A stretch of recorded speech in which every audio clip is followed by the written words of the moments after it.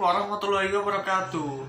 Yang saya hormati Ibu Safrina Mu'arifah SEMSI selaku dosen pengampu mata kuliah Ekonomi Kelembagaan. Yang saya hormati serta saya sayangi teman-teman sekalian. Sebelumnya perkenalkan, kami dari kelompok 4 Ekonomi Kelembagaan ingin membahas mengenai ekonomi kelembagaan di berbagai negara di dunia.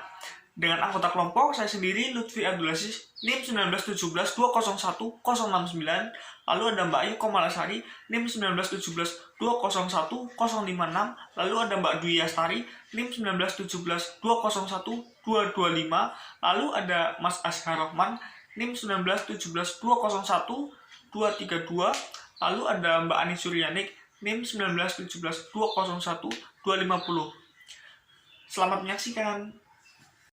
Untuk pembahasan ini yaitu mengapa sih Korea Selatan itu dikatakan sebagai negara dan kelembagaan yang baik dan mapan. Perkembangan Korea Selatan diwarnai oleh pemerintahan yang demokratis dan autokratis secara bergantian. Korea Selatan bisa bangkit hanya dalam beberapa dekade, yaitu berkat ambisi Presiden Park Geun-hye yang menginvestasikan segalanya untuk mengindustrialisasi, mulai dari membangun infrastruktur sumber daya manusia dan finansial untuk negaranya, sehingga berdirilah pondasi ekonomi masa depan, sinergi pemerintah dan pasar. Faktor utama yang berperan dalam keberhasilan pembangunan infrastruktur di Korea khususnya terletak pada adanya landasan yang digunakan dalam implementasi PPP, yaitu Public Private Partnership, meliputi PPP ACT (Act-on Private Participation in Infrastructure), PPP Environment Diri, PPP Basic Plan, dan PPP Implementasi Guidelines. Adanya institusi pemerintah yang profesional dan kolaborasi dengan lembaga Kementerian Keuangan, yaitu MOSF Ministry of Strategy and Finance dan Public Private Investment Management Center, yaitu PIMAC. Ya, selanjutnya pada grafik ini menunjukkan perbandingan pertumbuhan ekonomi Korea Selatan dan Korea Utara dari tahun 1952 hingga 2016. Pada masa ini perkembangan industri, kemajuan teknologi, pembangunan infrastruktur, dan peningkatan kualitas sumber daya manusia berjalan dengan sangat baik di Korea Selatan. Grafik ini memaparkan pertumbuhan ekonomi Korea Selatan hingga 2016 saja. Padahal beberapa tahun terakhir, industri manufaktur dan hiburan Korea Selatan semakin meningkat. Merupakan salah satu negara maju yang berada di Asia. Jepang juga merupakan negara dengan kemajuan teknologi dan pendidikannya. Dengan begitu, negara ini juga merupakan penghasil barang-barang elektronik, di mana barang-barang tersebut dijual di seluruh dunia. Jepang merupakan negara industri nomor 2 di dunia setelah Amerika Serikat. Berikut adalah beberapa faktor yang mempengaruhi berkembangnya industri di Jepang. Yang pertama yaitu tenaga listrik dengan biaya murah dan mudah didapat. Kemudian ada tenaga kerjanya yang banyak dan memiliki skill atau kemampuan yang baik. Kemudian ada pelabuhan laut yang menunjang kegiatan ekspor impor. Jepang memiliki pendapatan per kapita yang tinggi, yaitu sebesar 27.380 US dollar. Jepang memiliki jalur pemasaran yang luas, yaitu dengan dilaksanakan politik dumping yang menyebabkan barang-barang cepat laku di pasaran. Jepang pernah menjadi pendonor terbesar, seperti yang tertera pada grafik tersebut. Jepang pada tahun 1994 menjadi pendonor terbesar di antara beberapa negara yang tergabung dalam DAC, yaitu Development Assistance Committee. Bahkan lebih besar jumlah donornya dibanding dengan Amerika Serikat. Amerika Serikat. Tidak dapat dipungkiri bahwa Amerika Serikat merupakan negara superpower atau dapat disebut sebagai negara adidaya hingga saat ini. Negara dengan sistem pemerintahan Republik Federal ini telah menjadi negara yang memiliki kekuatan militer, ekonomi, dan memiliki kekuatan politik serta teknologi yang tinggi. Pasca Perang Dunia II dan Perang Dingin, negara yang sering disebut sebagai negeri Paman Sam ini terus maju menjadi negara yang menguasai perindustrian. Bahkan pengaruh negara ini semakin luas hingga menjadi pusat teknologi dunia setelah pecahnya Perang Dingin antara Blok Barat dan Blok Timur. Dalam kondisi tersebutlah Amerika Serikat kemudian diuntungkan dan dapat dengan mudah mengambil pimpinan dalam menentukan institusi dan peraturan-peraturan yang baru mendasari perekonomian dunia. Dan sistem yang kemudian ditelurkan Amerika Serikat pada saat itu biasa kita kenal dengan sebutan Bretton Woods System, yang diambil berdasarkan nama kota kecil di Amerika Serikat yang merupakan tempat persetujuan Bretton Woods dibuat.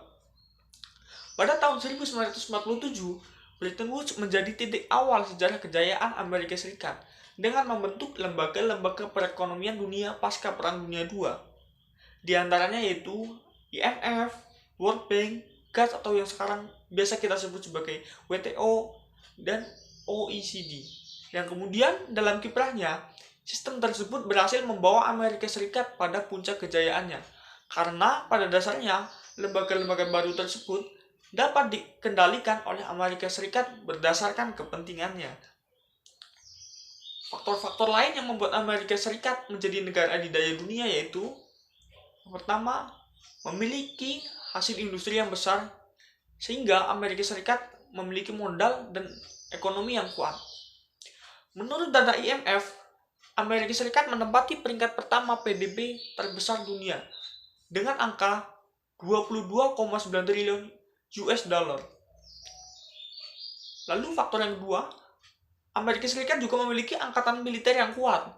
Menurut data Firepower 2022, Amerika Serikat menempati peringkat pertama negara dengan militer terkuat di dunia.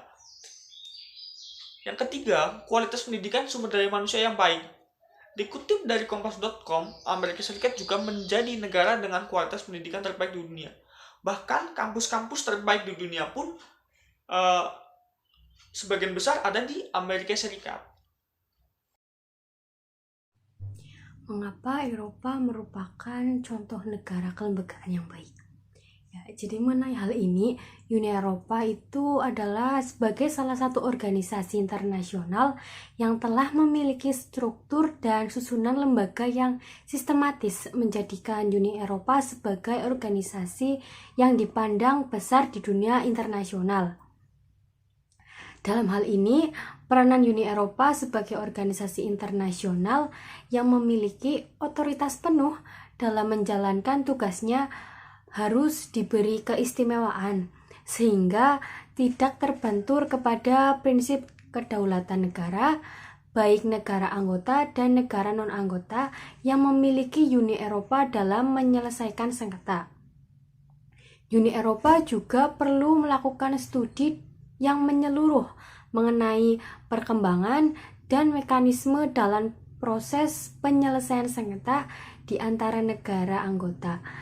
Dalam proses penyelesaian sengketa, baik dari segi peraturan hukum yang tertulis mengenai proses penyelesaian sengketa oleh Uni Eropa. Ya, selain itu, Uni Eropa juga harus menjalankan pengawasannya efektif dengan terus meminta laporan kinerja pejabat berwenang negara-negara yang menangani penyelesaian sengketa. Pemantauan demikian akan mencegah dan memudahkan Uni Eropa untuk menindaklanjuti pelanggaran prinsip-prinsip penyelewengan kedaulatan negara dalam penyelesaian sengketa yang dimintakan kepada Uni Eropa, sehingga tidak melewati hak negara yang diatur dalam konvensi oleh PBB. Di sini saya akan menjelaskan terkait negara Singapura yang dijadikan contoh sebagai negara dengan kelembagaan yang baik atau mapan. Baik, di sini jika kita lihat dari segi geografisnya, negara Singapura ini merupakan negara yang kecil ya. Akan tetapi, negara Singapura itu mempunyai sistem perekonomian dengan perkembangan yang sangat besar. Hal ini itu ditunjukkan dengan posisi negara Singapura dengan top rank Asia dengan kemajuan di bidang atau sektor propertinya. Hal ini dibuktikan dengan adanya tatanan kebijakan serta penataan kelembagaan terintegritas dalam lembaga-lembaga pemerintahannya. Nah, integritas yang seperti apa? Integritas di sini itu yang dimaksud itu mengenai pengelolaan manajemen aging population melalui badan pemerintah yang mengurus mengenai imigrasi dan properti. Oleh karena itu, walaupun negara Singapura itu dikenal sebagai negara yang tingkat kelahirannya itu sangat rendah dan penuaannya itu sangat tinggi, tetapi dalam sektor propertinya itu terus meningkat karena adanya kebijakan dan lembaga-lembaga yang dibentuk oleh pemerintah Singapura itu sendiri.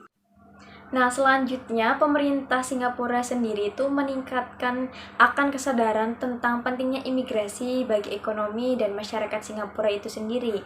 Oleh karena itu, pemerintah Singapura juga menyediakan 1.100 agen perekrutan terkait permintaan buruh imigran baik dari kalangan laki-laki maupun dari kalangan perempuan.